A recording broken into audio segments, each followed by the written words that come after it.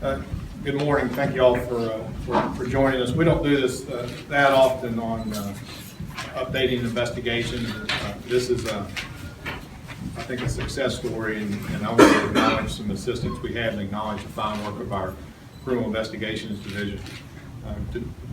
Right now, we're in the process of charging Ivan Kenya Patterson with the murder of Timothy Gentry.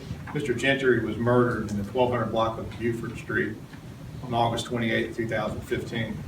Mr. Gentry was shot and killed while standing beside his vehicle, and that's in the Earlwood neighborhood. The police department responded to the area, located Mr. Gentry fatally shot, and we located one spent shell casing and very little evidence. It happened late at night. Nobody was around. We had very limited information to go on.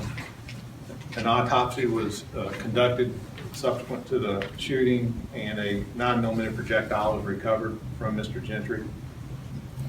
The projectile and the spent casing was submitted to the State Law Enforcement Division lab for analysis, and the analysis determined that a SCCY 9mm semi-automatic pistol was used.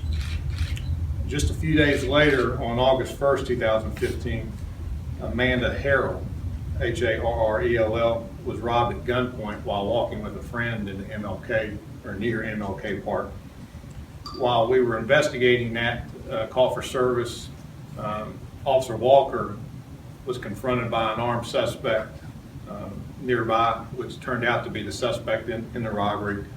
When he was confronted by the suspect fired on Officer Walker, and if you recall, Officer Walker returned fire, and we had an officer involved shooting. That suspect fled the shooting scene and,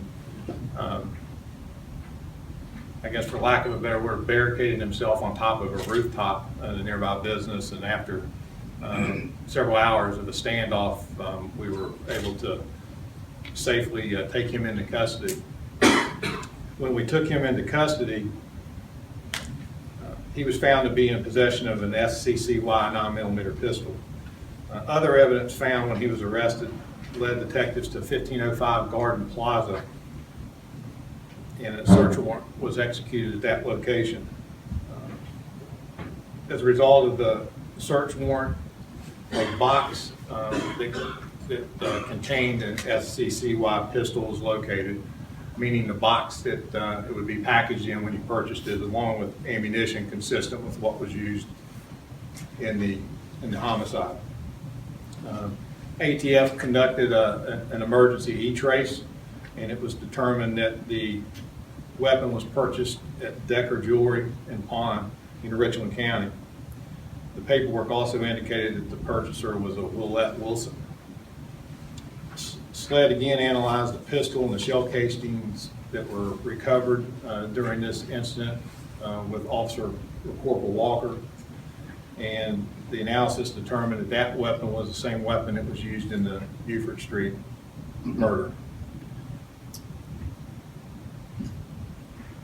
Ms. Wilson was interviewed and confessed to purchasing the firearm. She was this investigation was done in cooperation with the Sheriff's Department. As a result of that investigation, she was charged with unlawful and illegal transfer of a firearm. And after consultation with the Fifth Circuit Solicitor, authorization was given for charging Patterson with murder, possession of a weapon during the commission of a violent crime, possession of a firearm or ammunition by a person convicted of violent felony. He's also, as I mentioned, he's in jail right now under charges of armed robbery, kidnapping, possession of a weapon during the commission of a violent crime, the attempted murder of Corporal Chad Walker. I asked these gentlemen to join me. Obviously, you know Sheriff Lott. This is Christopher Hyman. He's the SAC with the Bureau of Alcohol, Tobacco, and Firearms and Explosive. And John Bishop's the captain over the Midlands area with the State Law Enforcement Division. You hear me say it all the time. I'm a big proponent of collaboration, and I think this is a case that speaks volumes of collaboration. I also think it speaks volumes for, and I can't say enough about our criminal investigations division and their tenacity and leaving no stone unturned in a case that, you know, had very little to go on initially. And Investigator Emmett Gilliam and Sergeant Pegram, just a great job. Thank you for your hard work and everybody that assisted on this.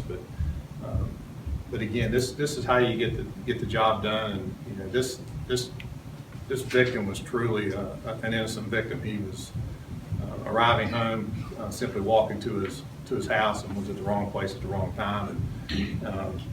And this crime was perpetrated by a violent predator that was, you know, in our community, and is not going to perpetrate a crime anymore in our community.